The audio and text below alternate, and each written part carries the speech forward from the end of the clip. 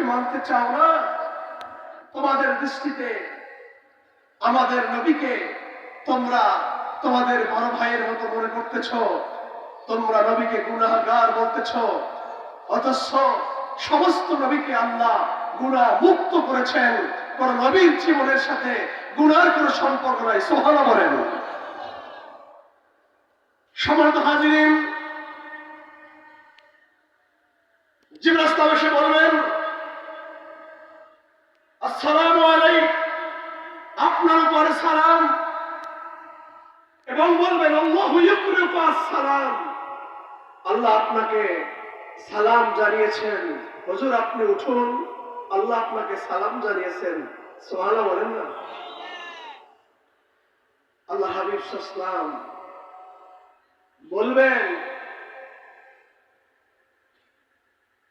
দুনিয়াতে সমস্ত নবীকে আল্লাহ একটা সুযোগ দিয়েছিলেন দোয়া করবার মতো। ওই দোয়াটা যেই নবী দুনিয়ায় করে ফেলেছেন, প্রত্যেক নবীজি দুনিয়াতে দোয়াটা শেষ করেছেন, কিন্তু আমাদের প্রিয় নবী সাল্লাল্লাহু আলাইহি ওয়াসাল্লাম সেই দোয়াটাকে গোপন করে রেখেছেন। সুবহানাল্লাহ বলেন না?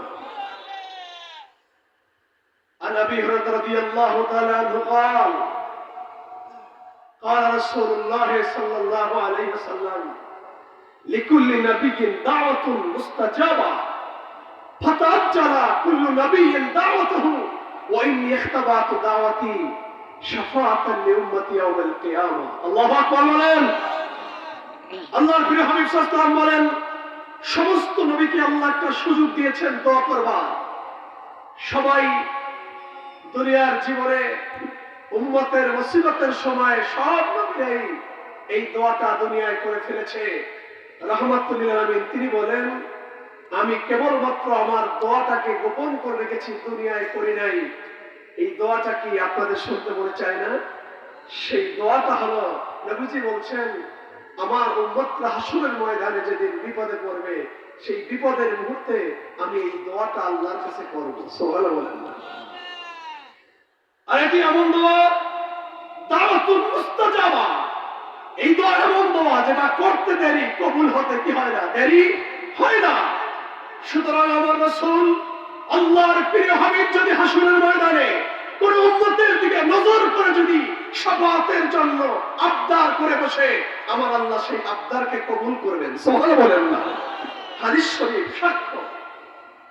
আজকে সেই হাদিসগুলোকে ওরা আজকে এড়িয়ে যেতে চায়, বলছে কেউ সুপারিশ করতে পারবে না, অথচ একজন হাফেজে কোরআন তার পরিবারের 10 জন জাহান্নামীকে সুপারিশ করে আল্লাহর জান্নাতের মেহমান বানাবে। সুবহানাল্লাহ বলেন।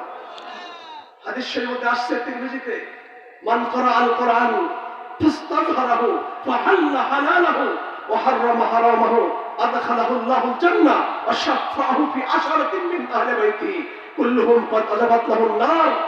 এই 10 জনের উপরে জাহান্নাম ওয়াজিব হয়েছে, এমন 10 জন ব্যক্তিকে সুপারিশ করে একজন হাফেজে কোরআন যিনি আমল করে, আল্লাহ তার ওসিলায়, তার দোয়ার ওসিলায় আল্লাহ তার পরিবারের 10 জন জাহান্নামীকে আল্লাহ জান্নাতের ব্যবস্থা করবে।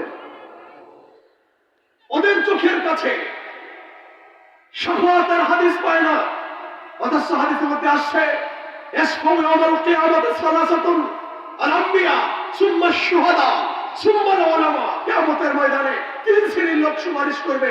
এক হলো আল আম্বিয়া, নবীরা; 2 হলো শহীদরা; 3 হলো উলামায়ে কেরাম। জোরে বলেন সুবহানাল্লাহ। আজকে সেই শাফাআতের জায়গা থেকে তারা একটি বক্তব্য দিতে চায়। হাজীদের হজ গাইডের পিছে তারা লিখে দিচ্ছে, যে কথা আমি বলতে চাইলাম, নবীর ভালোবাসা আছে না নাই? জোরে বলেন না, জোরে বলেন না। সেই শরফুদ্দীন মুসলিম রহমাতুল্লাহ আলাইহি আমার নবীজিকে জড়িয়ে ধরলেন, আর আল্লাহর প্রিয় রাসূল মুখের লালা মোবারক দিয়ে নবীর আশিকে তারা লাইসেন্সের জায়গায় হাত দিয়ে মালিশ করে দিয়ে বললেন, আমাকে যেতে হবে, আমি চলে যাই, আগামীকাল তুমি দাঁড়াইয়া নামাজ পড়বা। যেরকম না সমরসুদি আল্লাহর প্রিয় হাবিব যখন চলে যাবেন, শরফুদ্দীন মুসলিম রহমতুল্লাহ আলাইহির চোখের চাহনি ভালোবাসায় নবীজি এত ব্যাকুল হয়ে গেলেন। উনি বলতেছেন, হুজুর আপনি চলে গেলে আমি আপনাকে আর কবে পাবো?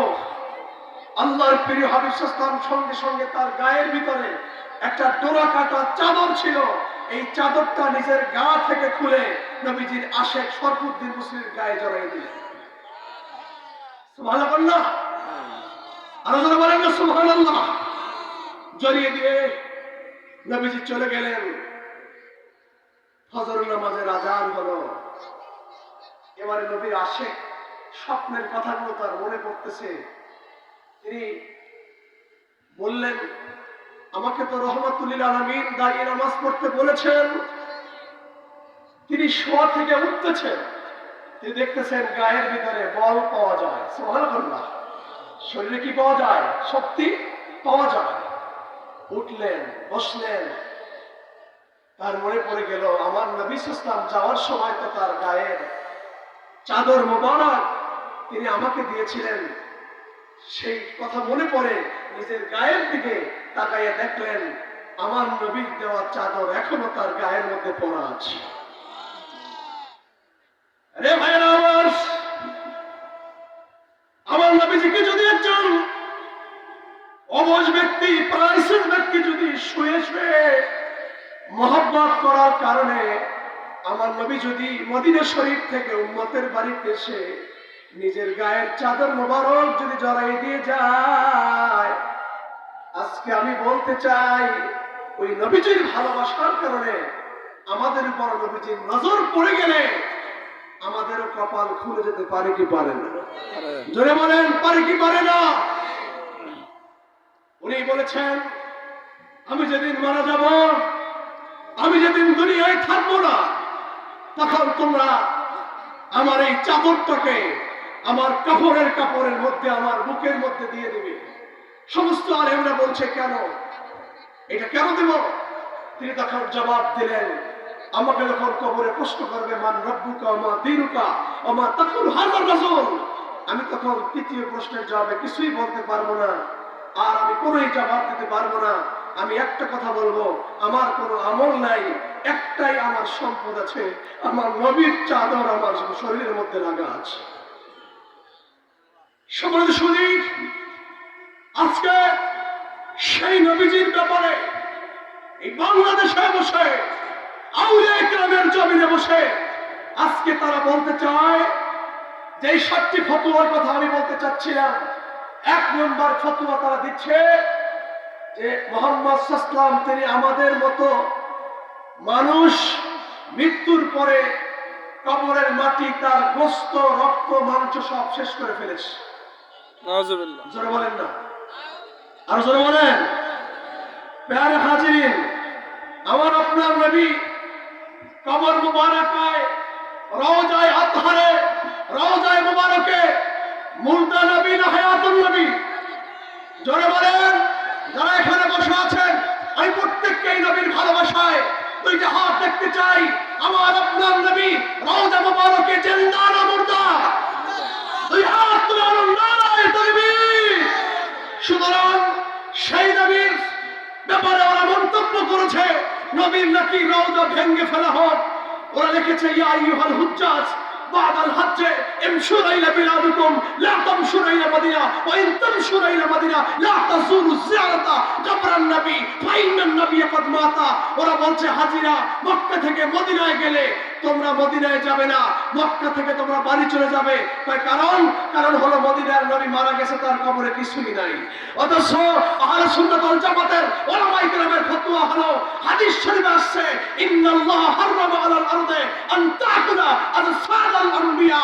দুনিয়ার মাটির জন্য আল্লাহ নবীদের দেহ টাচ করা আল্লাহ হারাম করে দিয়েছেন। সুবহানাল্লাহ। আজকে সানসিরা দরবার শরীফের একজন মুরিদ পটুয়াখালীর চর বিশ্বাসে আপনি যান, সুফি আদম আলী ইন্তেকালের 20 বছর পরে আরেকটা কবর করতে গিয়ে তার কবরের মধ্যে ওই লাশের চিহ্ন পাওয়া যায়। কবর খুঁজে দেখলো, এখানে একটা লাশ পাওয়া গেল। কিসের লাশ? এলাকার প্রবীণ মুরব্বীরা দৌড়ে আসলো, তোমরা কি তাকে চেনো না? কয় না, এ হলো সুফি আদম আলী। আজ থেকে প্রায় 20 বছর হয়ে গেল সারসিনার শাহ সুফি নিসারউদ্দিন আহমদ রহমাতুল্লাহ আলাইহির হাতে হাত দিয়ে জিকির আজকার করতে করতে এমন হয়ে গেছে ইন্তেকালের 20 বছর পরে তার লাশ তো যেমন তেমনই আছে, কাফনের কাপড়েও ময়লা পড়ে না। আরো জোরে বলেন, আরো জোরে বলেন। অতএব আমাকে শেষ করতে বলা হয়েছে, আমি আপনাদের কাছে দোয়া চাই। আল্লাহ যেন আপনাদের দোয়ায়, আজকে আমি যে কথাগুলো বলেছি হযরত পীর সাহেব হুজুর কেবলার, আমি দোয়া চাই আল্লাহ পাক যেন এই সিলসিলার উপরে মৃত্যু পর্যন্ত আমাকে খেদমত করার তৌফিক দান করে। যে যেখানে আছেন সবার কাছে দোয়া চাই আল্লাহ পাক যেন আমার এই খেদমতের স্বপ্নকে, হুজুর কেবলার আমানতকে আমি যেন রক্ষা করতে পারি। আমি হযরত পীর সাহেব হুজুর কেবলা মোহতারাম সিনিয়র নায়েবে আমির সকলের কাছে দোয়া চেয়ে এখানেই বিদায় নিচ্ছি। আপনারা ভালো থাকেন, সুস্থ থাকেন। একটু রেস্ট করার জন্য বলা হয়েছে। আসসালামু আলাইকুম ওয়া রাহমাতুল্লাহি ওয়া বারাকাতুহু।